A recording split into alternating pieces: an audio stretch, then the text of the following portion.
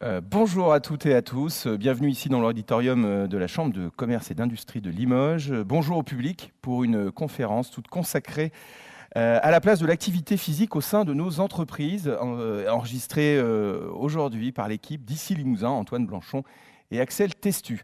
Le bénéfice des activités sportives est évidemment démontré scientifiquement. Si on les pratique régulièrement, on observe une diminution des risques de diabète, d'hypertension artérielle, de cancer du côlon, ainsi qu'une diminution de la mortalité cardiovasculaire et de la mortalité tout court. Est-ce qu'on peut mieux faire? Je ne pense pas.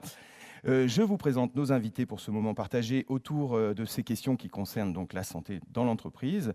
Magali Blanchet, bonjour. Vous êtes directrice de la région Nouvelle-Aquitaine chez Harmonie Mutuelle. C'est ça. Et Marlène Lobary, bonjour.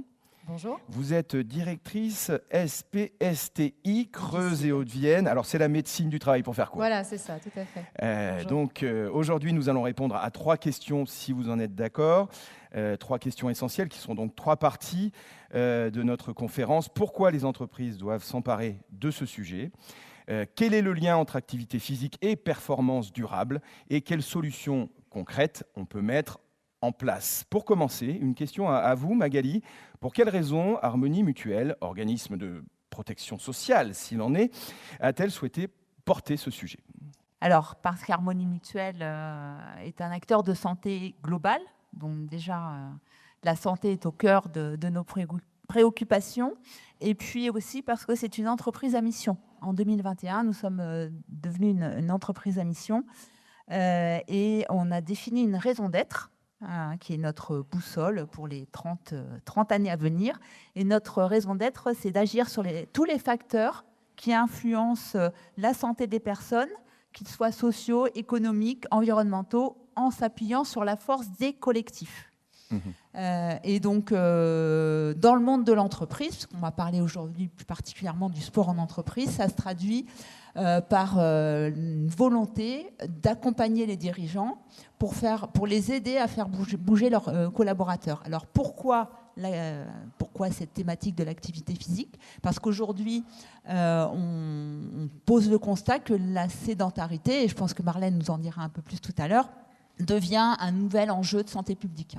Comme il y a 30 ans, c'était la lutte contre 30 ou 40 ans, peut-être la lutte contre le tabagisme. Aujourd'hui, on a un vrai sujet de santé publique autour de la sédentarité. On sait qu'il y a un salarié sur 3 qui ne pratique aucune activité physique. Et dans un contexte où l'on passe en moyenne 5 à 7 heures par jour assis, puisqu'en fait, on a une évolution des métiers avec de plus en plus de sédentarité liée à la tertiarisation des métiers. On comprend vraiment tout l'enjeu et en plus, si on ajoute les temps de transport, etc., enfin, on peut passer facilement 9 à 10 heures assis par jour. Il y a le télétravail qui a augmenté cette notion de manque d'activité physique. Les télétravailleurs sont en moyenne assis 7 heures par jour par rapport à ceux qui vont au bureau, qui passent en moyenne 5 heures.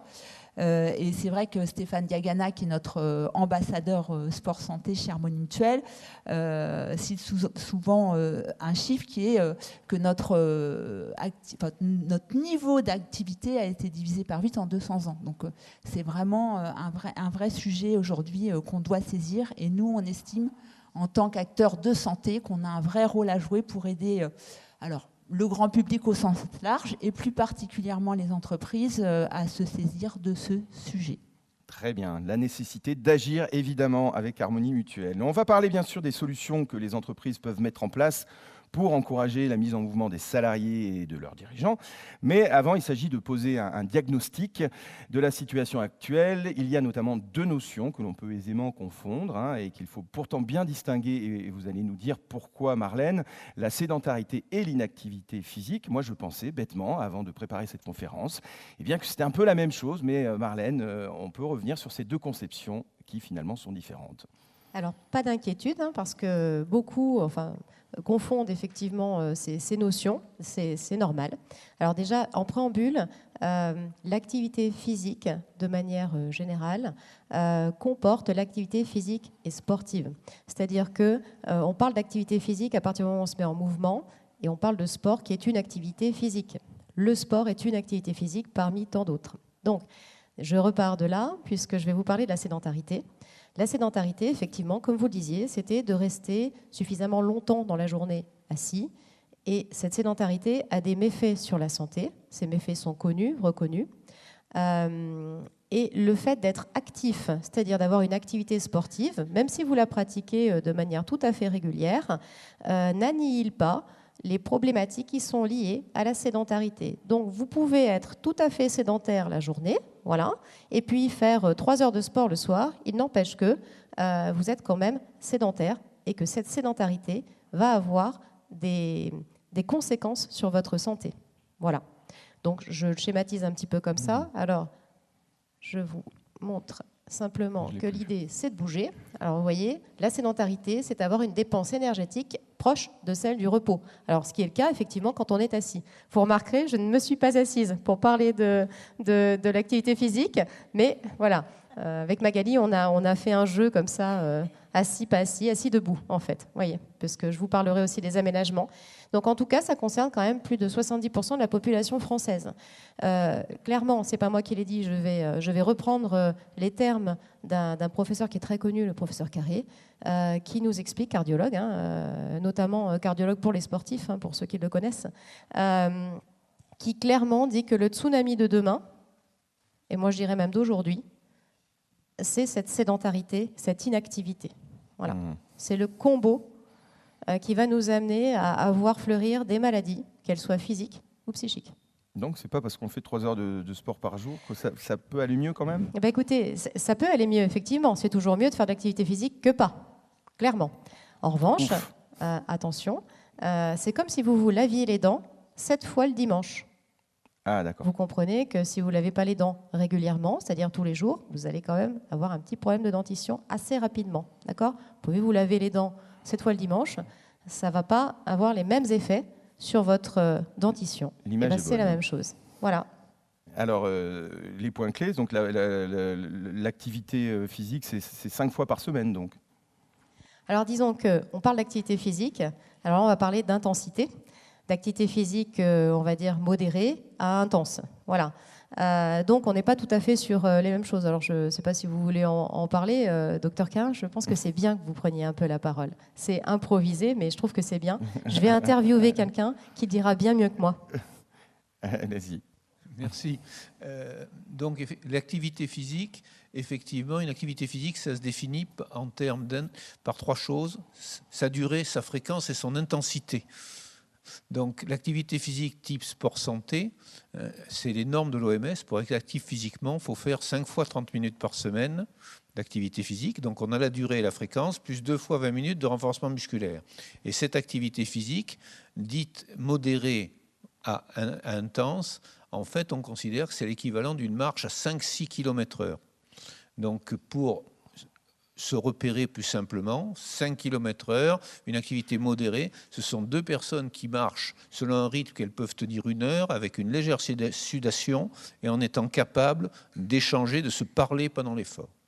Donc c'est ce type d'effort qu'il faut privilégier quand on fait une activité physique type sport santé et qui va protéger la santé. Si on revient à l'entreprise, par rapport à la sédentarité, quelles vont être les principales pathologies qui sont associées à la sédentarité ? Alors les principales pathologies, ça dépend. Il y a une pathologie commune à l'entreprise. Voilà, Madame Lobary va nous... Voilà. Alors, par rapport actif à la sédentarité, là, il y a les quatre pavés de couleur là, sur le côté droit de la diapositive, hein, où il y a donc, selon qu'on est sédentaire et ou actif, on a effectivement 4 catégories de population. Effectivement, l'idéal, c'est d'être actif et non sédentaire, mais le pire, c'est d'être inactif et sédentaire. Et sinon, il y a les 2 alternatives médianes, si j'ose dire. Voilà. Donc, vous me disiez par rapport... Oui, aux troubles de la santé, quoi, qui sont les pathologies. Alors les pathologies, si on est sédentaire, ça, Mme Lobary peut m'en parler tout aussi bien que moi, si on est sédentaire, eh bien, on va en premier lieu développer des troubles musculo-squelettiques, c'est la plus grosse pathologie de l'entreprise, même si après pour les cols blancs, si j'ose dire, comme la majorité des gens, ceux qui ont des métiers de secrétariat, on retombe dans les risques de santé habituels que vous avez décrits au départ. Mais la première pathologie, et Mme Lebaril sait mieux que moi, c'est les troubles musculo-squelettiques, donc tous ces accidents ostéo-articulaires, ligamenteux qui peuvent survenir dans le cadre du sport, enfin du travail en entreprise. Très bien. Et on va revenir avec le rôle avec Marlène qui va nous parler du rôle des services de santé de travail. Oui, alors le premier rôle du service de prévention et de santé au travail, ça va être de remettre les gens en mouvement. Donc ceux qui ne bougent pas, leur prodiguer des conseils pour qu'ils puissent effectivement bouger dans un premier temps. Donc, l'idée, c'est déjà de faire quelques sensibilisations, des actions de sensibilisation. Par exemple, échauffement, étirement avant la prise de poste. Alors, je pense à la restauration, parce que je vois quelqu'un qui est dans la restauration que je connais. Voilà.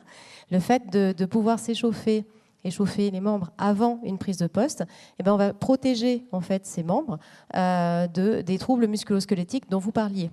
Voilà. Donc, ce sont déjà des premiers éléments à mettre en place, des routines à mettre en place dans l'entreprise. Voilà, Raphaël est content que je l'ai sollicité, n'est-ce pas? Voilà. Mais bon, non, c'est vrai que voilà, une première étape, ce sera effectivement celle-ci. Alors, je vais passer, parce que j'étais partie plutôt là-dedans. La deuxième chose, ça va être plutôt de faciliter, c'est-à-dire faciliter votre organisation en tant que chef d'entreprise. L'idée, c'est de faire intervenir des ergonomes qui viennent voir comment vous travaillez, voilà, comment vous êtes organisé, si vous travaillez posté, si vous avez des contraintes de déplacement, de temps, voilà. Tout ça va s'analyser, l'ergonome va faire ses constats, et puis partant de ces constats, on va dire voilà l'organisation que l'on peut mettre en place pour mettre en place l'activité physique au sein de l'entreprise. Voilà. Okay. Donc ça, c'est un réel intérêt de faire appel à nous, c'est très méconnu, c'est-à-dire que globalement, on nous voit au travers de la visite médicale, mais je vous assure qu'on fait plein d'autres choses. Voilà. Si seulement on ne faisait que la visite, ce serait beaucoup plus simple mon quotidien, mais ce n'est pas le cas. Voilà. Donc vous avez cette partie-là, et puis ensuite l'organisation. Alors là, on va passer la main à nos partenaires. Donc Harmonie, par exemple, effectivement, et puis d'autres, LSS, qui va, Limousin Sport Santé, pardon, j'ai dit LSS, qui va être facilitant en fait pour mettre en place les activités. Voilà, qui a une proposition d'un panel d'activités qui va correspondre aux besoins de l'entreprise. Voilà. Ok.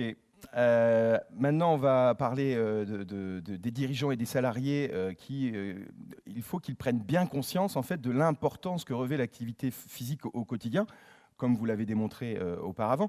Alors, est-ce que du côté des entreprises, on se rend compte de la réalité et de l'envergure de notre sujet? On va être avec très singulier, je ne sais pas, Monsieur Thuilleras, Cyril. Donc très singulier, une agence de... Ah oui, vous avez très bien. Une agence de communication globale stratégie. Merci d'être avec nous et vous allez donner votre témoignage. Est-ce que les dirigeants savent les bénéfices de la pratique d'activité physique et surtout, est-ce qu'ils en sont convaincus? Alors, d'abord, bonsoir à tout le monde. Oui, je pense qu'on en est convaincus. On a eu la chance de servir de bêta-testeur de l'animation proposée par Harmonie Mutuelle pour parler du sport au sein de l'entreprise. Donc on a eu la chance de rencontrer le médecin qui s'est exprimé juste avant moi. Également un coach sportif qui est venu nous faire quelques petits exercices. Et c'est vrai qu'on se rend compte effectivement que l'inactivité peut avoir des méfaits sur l'ensemble des personnes, c'est-à-dire on peut ressentir de la fatigue, de la lassitude, le besoin de se lever parce qu'on est tout le temps devant un écran. Et c'est vrai que nos métiers où on est devant des écrans, devant toute la journée, on ne bouge pas beaucoup. Donc la nécessité de bouger, oui, on en a conscience. Alors chez nous, on a quand même développé avec le temps des petites stratégies, pas énormes, mais quelques-unes. Notamment, on est aussi entreprise à mission. On se déplace énormément en utilisant les transports en commun. Et lorsqu'on va chez nos clients, on ne prend pas forcément le taxi, on essaye de marcher au maximum. Donc, ce qui nous valait la réputation d'être un petit peu les marcheurs de la communication. Donc, on est convaincus, on ne fait pas assez bien, et même, je dirais qu'on a tendance, à travers nos échanges, à beaucoup culpabiliser, en fait. Je me dis, mais je me lève pas assez, je marche pas assez. Il faut que j'améliore pas mal de choses. Mais en tous les cas, l'avantage de l'expérience qu'on a menée avec le CSP puis Harmonie Mutuelle, c'est de cette prise de conscience. Et alors, il y avait quoi comme exercice, par exemple? Alors, on a fait un mot que je ne connaissais pas, la fente. C'est quelque chose qui m'interpellait beaucoup parce que je me disais, mais qu'est-ce que ça peut être? Et en fait, c'est des flexions d'une jambe et puis d'une autre. On a également fait des exercices avec des élastiques. Ça paraît tout bête comme ça, mais il n'empêche que ça sollicite vraiment les bras. Et donc, c'est un vrai exercice. Et c'est facile à mettre en place au sein de Oui, l'entreprise. c'est facile à mettre en place. Et des pompes aussi avec le mobilier. Donc, on faisait des pompes comme ça. C'est très facile à mettre en place. Et même, d'une certaine manière, je me suis dit, ça serait bien qu'au sein de l'équipe, il y ait quelqu'un qui prenne en charge un petit peu cette activité et qui propose, par exemple, tous les jours de faire une pause pendant 5-10 minutes. Alors, on ne l'a pas encore fait. L'idée peut germer, mais on ne l'a pas encore fait, pour être honnête, de façon à ce qu'on fasse des pauses qui soient actives et pas inactives. Bien, C'est une réflexion à mener et en tous les cas, ça a pointé du doigt un petit peu toutes ces choses-là. Merci Cyril Figueras. Merci à à vous. vous. Rappel de très singulier. Magali, quels sont les constats que vous observez, vous, au sein d'Harmonie Mutuelle? Alors déjà, je suis ravie du témoignage parce qu'effectivement, pour remettre dans le contexte cette action, ça découle du partenariat avec le Limoges CSP. On est nouveau partenaire cette année. On s'est vraiment inscrit comme le partenaire sport santé du Limoges CSP, donc avec cette ambition de s'appuyer sur la force des collectifs pour sensibiliser à l'importance de l'activité physique. Et donc là, on est complètement là-dedans. Finalement, les collectifs, c'est le Limoges Sport Santé, c'est le CSP, c'est Harmonie Mutuelle, qui vont sensibiliser les dirigeants et les entreprises du Limousin. Donc, merci pour votre témoignage, monsieur. Alors, nous, ce qu'on constate chez Harmonie Mutuelle, on a fait un baromètre en 2024 avec ASO, puisqu'on était partenaire titre du semi-marathon de Paris. Voilà, on a fait un baromètre du sport en entreprise, d'ailleurs, qui est disponible sur notre site Harmonie Mutuelle pour ceux que ça intéresse. Aujourd'hui, on a un paradoxe assez frappant, puisque d'un côté, on a les salariés qui expriment une attente forte de pouvoir pratiquer l'activité physique au sein de leur entreprise. 60% d'entre eux disent être intéressés par le fait que leur entreprise propose de l'activité physique. Et près de 90% d'entre eux considèrent que c'est un vrai marqueur de bien-être. Donc voilà, il y a une vraie attente sur ce sujet-là. Et de l'autre côté, on a à peine 30%, 28% exactement des dirigeants d'entreprise qui ont déjà mis ou qui vont mettre en place des actions pour favoriser l'activité physique ou une offre sport en entreprise. Et pour autant, les dirigeants plébiscitent eux-mêmes les effets positifs de ces actions, puisqu'ils sont 75% de ceux qui ont mis en place des actions à estimer que ça a un impact positif sur le bien-être de leurs salariés. Alors, voilà, on voit qu'il y a quand même encore de nombreux freins. Ouais. Tout le monde est persuadé que c'est une bonne chose, tout le monde aurait envie de le faire, mais finalement très peu le font. Alors quels sont les principaux freins du coup, voilà, sont le plus souvent sont des freins plutôt financiers. On pense que ça va coûter cher, alors on le verra après. On peut mettre en place plein de choses qui ne coûtent pas très cher.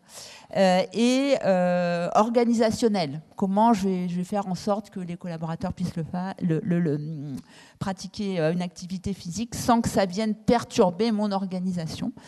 C'est donc pas un sujet culturel, c'est vraiment organisationnel. Et donc nous, on est là aussi avec les acteurs en proximité pour aider les entreprises à se rendre compte que c'est pas si compliqué et les aider à mettre en place ce genre d'activité. Donc on a vraiment tous un rôle à jouer collectivement pour favoriser cette pratique d'activité physique et encourager les bonnes pratiques et les modèles vertueux au sein des entreprises. Oui, il y a parfois aussi un manque de motivation. Marlène, très rapidement, parce qu'on est un petit peu en retard, des illustrations concrètes des freins rencontrés. Alors pour les freins rencontrés, on a parlé des freins chez les employeurs, mais on va aussi parler des freins chez les salariés. Parce qu'on n'entend pas tous activité physique de la même manière. C'est-à-dire que vous n'allez pas proposer de faire un match de handball ou de basketball ou de football à tout le monde dans l'entreprise. Voilà, certains vont pas être preneurs. De même, vous n'allez pas proposer du yoga à certaines personnes qui vont dire non, moi ça me va pas. Voilà. Pour des idées reçues, hein. Mais clairement, il faut avoir une offre assez large finalement qui puisse convenir un peu à tout le monde, parce que on n'entend pas tous le terme activité physique de la même manière. Activité physique et sportive, ça fait un peu peur parfois. Il y en a qui sont très éloignés du sport en fait, hein. Et clairement qui se disent oulala, mais moi, mon employeur, je veux absolument pas qu'il me propose quoi que ce soit. Donc ça, c'est une première chose chez le salarié. Je reviens sur les employeurs. L'employeur aussi, il y a le risque accident du travail. Il ne faut pas l'oublier. C'est-à-dire qu'à partir du moment où vous proposez une activité, c'est vous qui la proposez, d'accord ? Vous pouvez très bien avoir... Alors, le risque est très, très faible, extrêmement faible. Il y a plus de bénéfices que de risques à mettre en place la pratique. Néanmoins, c'est quand même un frein pour beaucoup d'entreprises. Ce frein a été exprimé. Alors, Magali le disait très bien, l'organisation, la désorganisation aussi, puisque c'est parfois un peu compliqué dans certaines activités de mettre en place l'activité physique et sportive. Mais voilà, tous ces freins-là peuvent être levés. Et quand je parle du risque accident du travail, on peut aussi parler du fait de prendre une licence à la Fédération française du sport en entreprise. Cette licence, elle vous permet quand même de couvrir ce risque, au passage. Voilà, c'est très important de l'avoir en tête. Passons à notre deuxième partie. Alors, pour bien diriger une entreprise, on imagine que c'est le but un peu de tous les directeurs, patrons, administrateurs en tout genre. On doit passer beaucoup de temps à cela, à la gestion des calendriers, la comptabilité, j'en passe. Nous y serions encore la nuit. Conséquemment, ils ont souvent, ces patrons, le sentiment de ne pas pouvoir prendre du temps pour eux et spécialement pour les activités physiques dont nous parlons. Magali, est-ce que c'est un constat que vous partagez ? Oui, tout à fait. On a fait aussi une étude sur la santé des dirigeants. C'est une réalité particulièrement forte dans les TPE, PME, parce que souvent le dirigeant, c'est l'homme clé, hein, voilà, et il a un peu tendance à s'oublier quand même. Il y a un chiffre qui m'avait marqué dans l'étude, c'est que 72% des dirigeants interrogés avaient répondu ne pas pouvoir s'arrêter si leur médecin leur prescrivait un arrêt de travail. Et le problème, c'est que voilà, on n'est pas du tout dans la prévention, puisque ils s'oublient, ils sont plus. Leur priorité, c'est la santé de leur entreprise avant leur santé à eux. Et aussi la santé de leurs salariés, mais du coup la santé de l'entreprise ne sera pas possible possible que si ils sont eux-mêmes en bonne santé. Et souvent quand les signes sont détectés, il est trop tard. Donc c'est un vrai sujet de performance aussi pour l'entreprise. Le dirigeant, encore une fois, c'est l'actif essentiel de l'entreprise. Oui. Donc voilà, donc il y a un vrai sujet d'accompagnement aussi des dirigeants sur cet axe-là. Alors nous, chez Harmonie Mutuelle, on appelle ça l'écologie de soi. Voilà, et peut-être témoigner moi je suis dirigeante, alors j'ai pas mon entreprise, mais je suis dirigeante au sein d'Harmonie Mutuelle, et c'est vrai que je suis une sportive aussi, sportive, pas de haut niveau du tout, mais voilà, il y a des rituels qu'on peut instaurer, et notamment avec l'activité physique, qui permettent vraiment d'entretenir sa santé physique, bien sûr, mais aussi mentale. Il faut la considérer comme un investissement et non pas comme une perte de temps. Et c'est un investissement même stratégique, on va dire, pour les entreprises. Et pour Marlène, pour la santé au travail, il est important de préserver la santé du dirigeant. Vous êtes bien d'accord ? Bien sûr. Alors nous, ça a été intégré dans la loi de 2021, de août 2021. Enfin, parce qu'on ne s'occupait pas du tout du dirigeant. Voilà. Alors vous dire, on n'est pas assez sollicité sur ce sujet. C'est-à-dire que le dirigeant ne nous voit pas par ce prisme-là.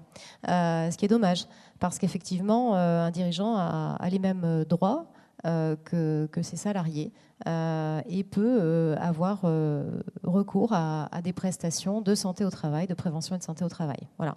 Donc, par contre, c'est une adhésion volontaire. Donc, à partir du moment où c'est une adhésion volontaire, il faut convaincre. Voilà. Et bon, on a quelques dirigeants quand même qui viennent nous voir, une dizaine chaque année. Voilà. Pas plus, donc ça ne fait pas beaucoup sur le tissu économique. Une dizaine de dirigeants chaque année, mais dont l'état de santé est déjà bien dégradé. Donc là, on n'est plus sur de la prévention et c'est dommage. Voilà, l'idée, ce serait de pouvoir proposer cette offre de service qui est proposée aux salariés également, pour les dirigeants. Voilà. Alors, petite anecdote, bouger, parce que je disais qu'on en revient quand même à des basiques, ce que vous disiez tout à l'heure, le fait de bouger simplement, voilà, de vous déplacer à pied, de bouger, c'est un des bienfaits de l'activité physique. En tout cas, ça génère des bienfaits. Et ces routines-là peuvent se mettre en place très facilement. Voilà, le fait de se dire, j'anime une réunion, je suis debout, je marche. Voilà. Bon, ça, c'est une routine assez simple à mettre en place. Voilà. Mais on commence déjà à se mettre en mouvement. Et partant de là, après, on commence à développer une envie de bouger, n'est-ce pas?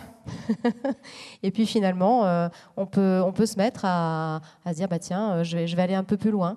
Je vais commencer à pratiquer la marche. Et puis aller chercher mon repas le midi en marchant. Voilà, choses comme ça. Donc pour les dirigeants, comme pour les salariés. Finalement, le dirigeant est une personne comme une autre. Alors, voilà. Combien de milliers de pas par jour? Les fameux podomètres. Alors ça, il y a vraiment un débat là-dessus. Je crois qu'on était à 7000. On était à 7000. Voilà. On vous dit 10 000 pas, mais c'est 7000. Bon, voilà. Alors globalement, voilà. Dans la restauration, vous les faites très, très, très, très largement. Voilà. Là-dessus, pas de sujet. Après, ce qu'il faut prendre en considération chez les dirigeants, c'est surtout les facteurs de stress. Donc nous, on propose notamment d'accompagner les dirigeants pour regarder quels sont ces facteurs de stress, qu'on regarde ces satisfacteurs également, et qu'en fonction des deux, on lui dise un peu, attention, là, tu es en limite. Et voilà, il faut qu'on mette en place quelque chose pour prendre soin de toi et de ta santé. Voilà, c'est l'idée. Il y a peut-être parfois un peu de la honte de la part du dirigeant d'être... Oui, mais c'est qu'il ne se priorise pas. Le dirigeant, c'est comme ça, en fait. Effectivement, globalement, il priorise la santé de son entreprise. C'était très bien dit, c'est tout à fait ça. Alors, voilà. Magali, on peut reprendre à bon compte l'expression « quand le dirigeant va, tout va », c'est-à-dire que l'entreprise va bien, quoi. Tout à fait. Après, c'est vrai que j'en ai déjà parlé tout à l'heure, mais si le dirigeant va bien, l'entreprise va bien, c'est encore une fois le capital humain, même au sens large, enfin pas que pour le dirigeant, le capital humain, c'est le premier capital immatériel de l'entreprise. Donc, il faut que le dirigeant aille bien, il faut que les salariés aillent bien. Et c'est vrai que les impacts positifs de l'activité physique sont largement reconnus. Je l'ai cité tout à l'heure, 75% des dirigeants qui ont mis en place une offre sport en entreprise constatent une amélioration du bien-être de leurs collaborateurs. Donc, voilà, c'est 3/4. 29%, un impact positif sur la performance de l'entreprise. Et la performance, c'est à la fois l'amélioration, ça peut être l'amélioration de la productivité, ça peut être forcément la baisse de l'absentéisme, 12% de baisse de l'absentéisme. Et puis, c'est la performance aussi globale. La mise en place d'activités physiques en entreprise, ça permet aussi de favoriser la cohésion d'équipe. On n'en a pas encore parlé jusqu'à présent, mais c'est vrai que, alors chez Harmonie Mutuelle, on fait plein de choses et on va aller après sur les solutions possibles, mais c'est un vrai facteur d'engagement. Ça peut favoriser la fierté d'appartenance, ça favorise la cohésion d'équipe, ça permet de casser les frontières, ça permet aussi de se challenger entre équipes. Enfin voilà, il y a plein de bénéfices à la pratique de l'activité physique en entreprise. Merci. Marlène, quelques mots supplémentaires à ce sujet? Oui, alors après, le tissu économique est aussi composé quand même de beaucoup de TPE, PME. Donc, bon, voilà, ce qui fait que l'homme clé, finalement, c'est un petit peu le chef d'entreprise et son ou ses 2 salariés. Voilà. Quand je vous dis ça, je vous ai tout dit. Donc oui, il faut préserver la santé du dirigeant et de ses salariés, et surtout, finalement, dans les TPE, PME, puisque vous avez une absence sur une TPE, c'est compliqué. C'est très, très compliqué. Sur une plus grosse entreprise, on peut s'organiser. Ça désorganise moins la grosse entreprise que la petite entreprise. Il se trouve qu'on est majoritairement un tissu économique composé de TPE, PME. D'où l'importance de travailler ce sujet qui, à mon sens, encore peu travaillé, mais pour des raisons aussi, je pense, d'investissement. J'aimerais, moi, que on puisse rembourser, l'assurance maladie puisse rembourser la prescription de sport. Voilà. Et oui, il le faudrait, hein, parce qu'on n'en doute pas, on a les chiffres, les bénéfices sont réels. Reste tout de même à savoir comment passer à l'action, les solutions. Et en effet, beaucoup d'entreprises voudraient bien agir dans le sens de la santé et du sport pour tout le monde, mais souvent on imagine que mettre en place une démarche d'activité physique va nécessiter des moyens importants, une salle de sport, des équipements. Est-ce que c'est vraiment le cas, Magali ? Non, pas du tout. Alors effectivement, il y a des freins, mais qui sont surtout liés au fait que les dirigeants ne savent pas trop comment s'y prendre, en fait, par quel bout prendre le problème.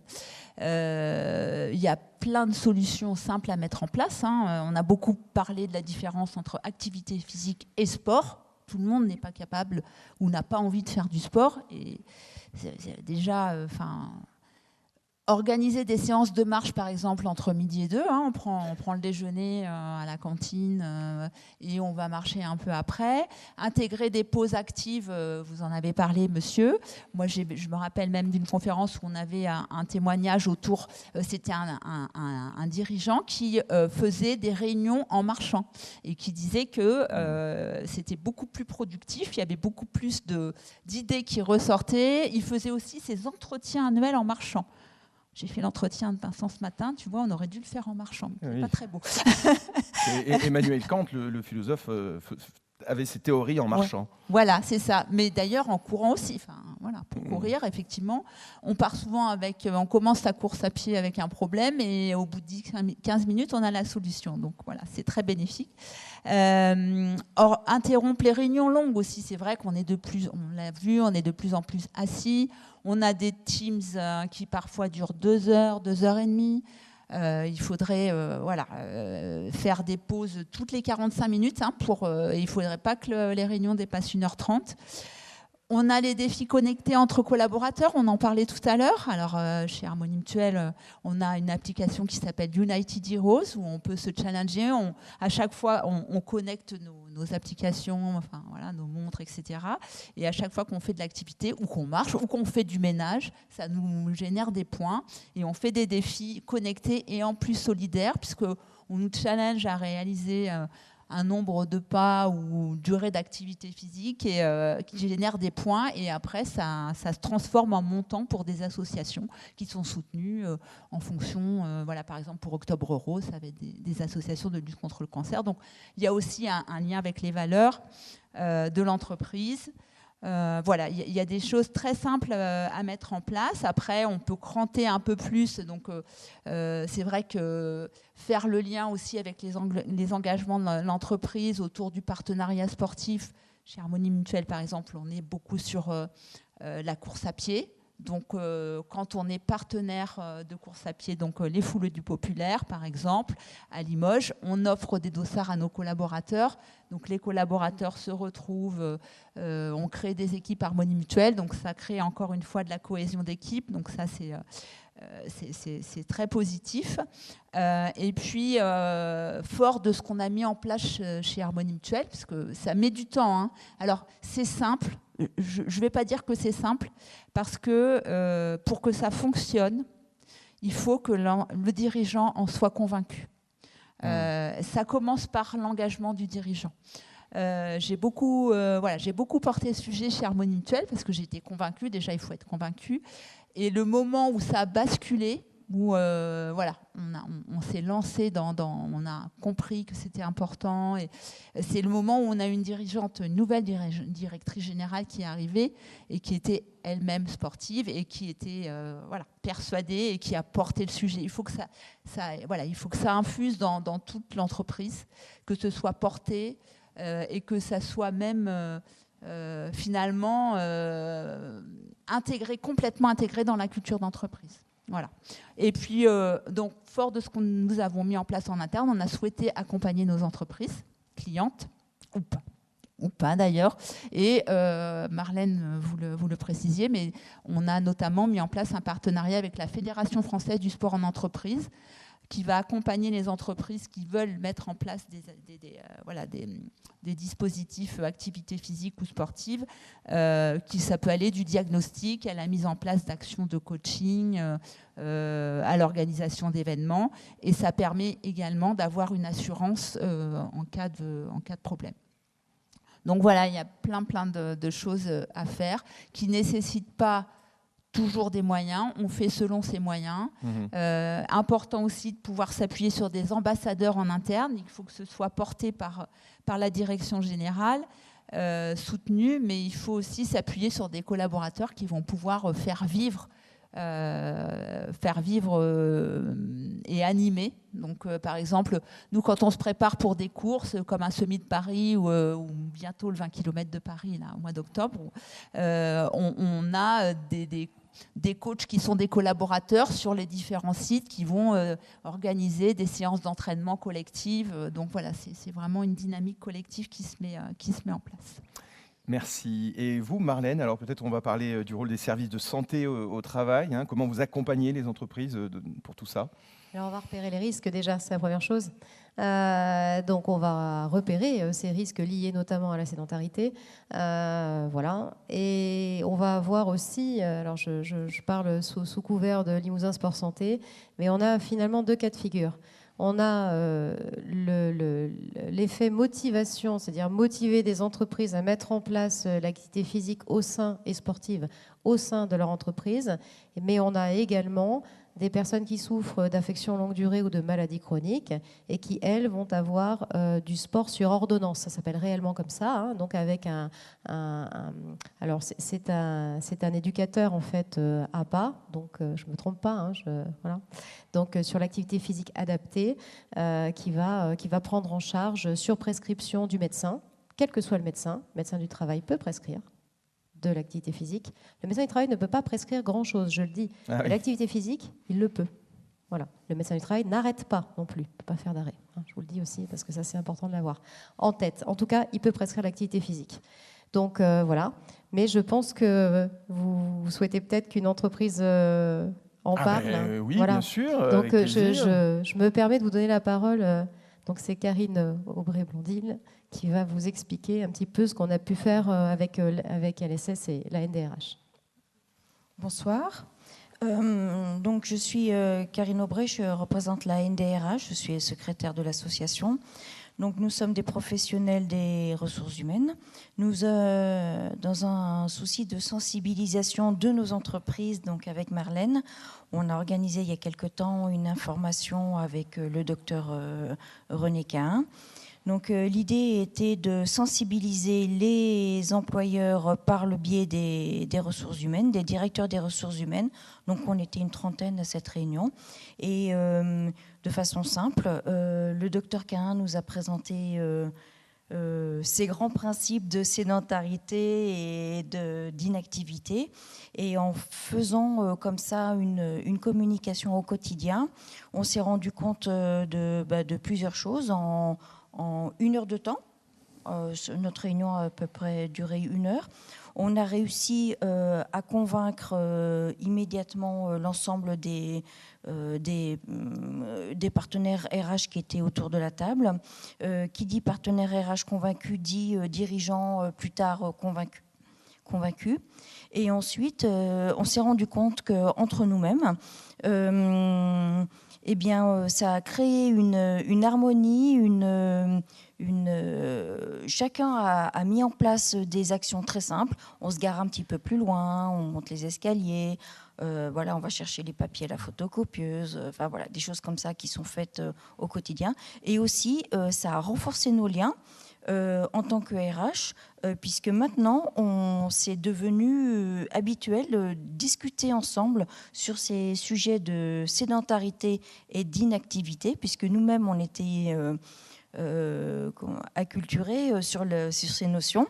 Et donc, ça nous a permis de renforcer les liens entre dirigeants sur ces sujets. Voilà. Ben merci. a quelque chose à ajouter peut-être? Oui, non, je voulais préciser dans les actions, voilà, dans les actions qu'on peut mettre en place, parce que c'est quelque chose qu'on a mis en place chez Harmonie Mutuelle l'année dernière, en lien avec nos engagements éco-santé, puisqu'on a lancé l'année dernière le mouvement éco-santé, et le premier engagement éco-santé qu'on a pris, c'est l'activité physique.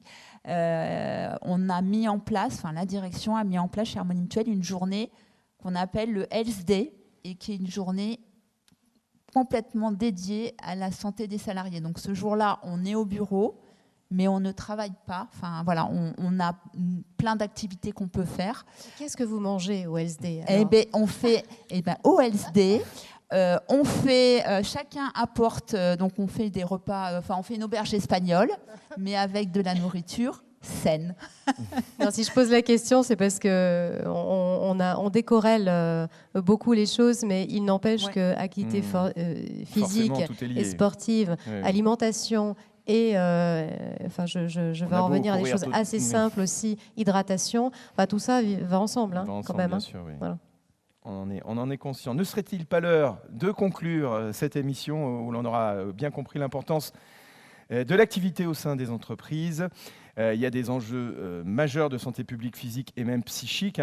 On n'a pas beaucoup parlé, mais il y en a vraiment à ce niveau-là. C'est dans l'intérêt de tous d'investir dans ce domaine.